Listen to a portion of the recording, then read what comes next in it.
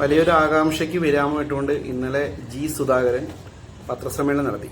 അദ്ദേഹം സ്വതന്ത്ര സ്ഥാനാർത്ഥിയായി അമ്പലപ്പുഴ മണ്ഡലത്തിൽ മത്സരിക്കുന്നു എന്ന് പ്രഖ്യാപിച്ചു.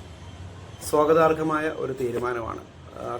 അദ്ദേഹത്തിന് സ്വാതന്ത്ര്യമുണ്ട്. എല്ലാവർക്കും ഏത് പാർട്ടിയിലും എങ്ങനെ പ്രവർത്തിക്കണമെന്നൊക്കെ തീരുമാനിക്കാനുള്ള സ്വാതന്ത്ര്യം എല്ലാവർക്കും ഉണ്ട്. അതിനാരോട് കണക്ക് പറയേണ്ട കാര്യമില്ല. കിറ്റ് വാങ്ങി തിന്നില്ലേ എന്ന് ചോദിച്ചതുപോലെ അത് ചെയ്തില്ല ഇത് ചെയ്തില്ലെന്നൊക്കെ ചോദിക്കുന്നത് അർത്ഥമില്ല. അത് ഓരോരുത്തരുടെ വ്യക്തിപരമായ സ്വാതന്ത്ര്യമാണ് ഏത് പാർട്ടിയിൽ പ്രവർത്തിക്കുക എന്നുള്ളത്. പക്ഷേ എനിക്ക് സുധാകരൻ സാറിനോട് പറയാനുള്ളത്, ഇദ്ദേഹം മത്സരിക്കണം. UDF-നും LDF-നും NDA-ക്കും എതിരെ മത്സരിക്കണം. സ്വതന്ത്ര സ്ഥാനാർത്ഥിയായിട്ട് മത്സരിക്കണം.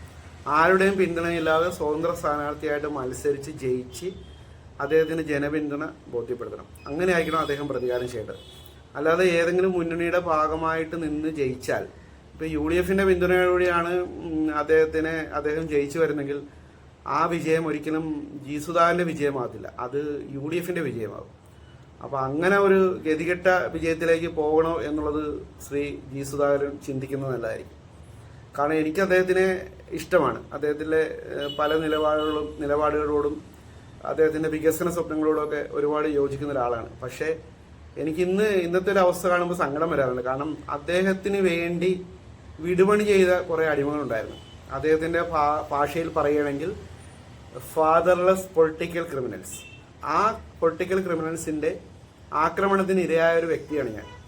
കാരണം ആലപ്പുഴയിലെ ഒരു രാഷ്ട്രീയ പാർട്ടിയിലും ഇല്ലാത്ത കുറേ ആൾക്കാർ, കുറേ നല്ല ആളുകൾ, ആലപ്പുഴയുടെ വികസനം ആഗ്രഹിക്കുന്ന കുറേ നല്ല ആളുകൾ രാഷ്ട്രീയത്തിനേക്കാളൊക്കെ ഉപരി ഒരു സമരം നടത്തിയിരുന്നു. ബൈപ്പാസ് പൂർത്തിയാകണമെന്ന് പറഞ്ഞൊരു ജനകീയ സമരം നടത്തിയത്. ആ ജനകീയ സമരത്തെ നടത്താൻ ഇദ്ദേഹത്തെ തൃപ്തിപ്പെടുത്താൻ വേണ്ടി അന്ന് കുറേ ഈ ഫാദർലെസ് പൊളിറ്റിക്കൽ ക്രിമിനൽസ് സോഷ്യൽ മീഡിയയിലൂടെ എന്നെ ഉൾപ്പെടെ ഞങ്ങളെ കുറേ പേരെ ഒരുപാട് ആക്ഷേപിച്ചു. ഞങ്ങൾ നേരിട്ട സൈബർ ആക്രമണത്തിന് കയ്യും കണക്കുമില്ല. ഇന്ന് സുധാകരൻ സഖാവ് നേരിടുന്നതിനേക്കാളും വളരെ രൂക്ഷമായ രീതിയിൽ ഞങ്ങൾ സൈബർ ആക്രമണത്തിന് വിധേയരായി. എന്തിന് വീട്ടിൽ വടിവാളും കൊണ്ടുവന്ന് ഭീഷണിപ്പെടുത്തുന്ന ഒരു അവസ്ഥ വരെ ഉണ്ടായി. ഏത് രീതിയിലും പുറത്തേക്ക് പോയി തിരിച്ചു വരുന്ന ഒരു വീട്ടുകാർ ആകാംക്ഷയോടെ ഇരിക്കുന്ന ഒരു അവസരം ഉണ്ടായി. ഇതിനൊക്കെ മടിയില്ലാത്ത പാർട്ടിയാണ് എന്നുള്ളത് എല്ലാവർക്കും അറിയാം.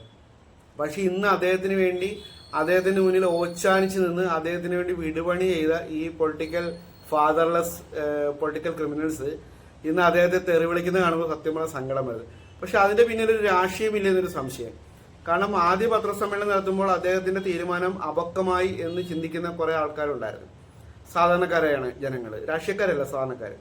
പക്ഷേ അതിനുശേഷം കുറച്ചു നേരം കഴിഞ്ഞ് അദ്ദേഹത്തിനെതിരെ സൈബർ അറ്റാക്ക് തുടങ്ങിയപ്പോൾ ആളുകളുടെ ഇടയിൽ ഒരു മാറ്റമുണ്ടായി. അദ്ദേഹത്തിന് സപ്പോർട്ടാകുന്ന രീതിയിൽ ആളുകൾ ചിന്തിച്ച് അത് ഒരുപക്ഷെ CPM-ന്റെ സ്ഥാനാർത്ഥിയായി വരാൻ പോകുന്ന H. സലാമിനെ പരാജയപ്പെടുത്താൻ വേണ്ടി കൂടുതൽ സുധാകരൻ സഖാവിനെ പ്രകോപിപ്പിച്ച് അദ്ദേഹത്തിനെ കൂടുതൽ എതിർക്കുന്നു എന്ന വ്യാജേന ആ എതിർപ്പ് ജനങ്ങൾക്കിടയിലേക്ക് എത്തിച്ച് അത് ശ്രീ H. സലാമിനെ പരാജയപ്പെടുത്താനുള്ളൊരു പൊളിറ്റിക്കൽ ഗൂഢാലോചന ആയിക്കൂടെ എന്നൊരു സംശയങ്ങളുണ്ട്. കാരണം CPM-നകത്ത് നിന്ന് പ്രവർത്തിച്ചുകൊണ്ട് CPM-ന്റെ പ്രവർത്തകരായ സുധാകർ സാറിന്റെ ഭാഷയിൽ പറയുന്ന പൊളിറ്റിക്കൽ ക്രിമിനൽസ് ഏതറ്റം വരെ പോകുമെന്ന് അറിയാവുന്നത് കൊണ്ടാണ് അങ്ങനെ ഒരു ആശങ്ക പങ്കിടുന്നത്. എന്തായാലും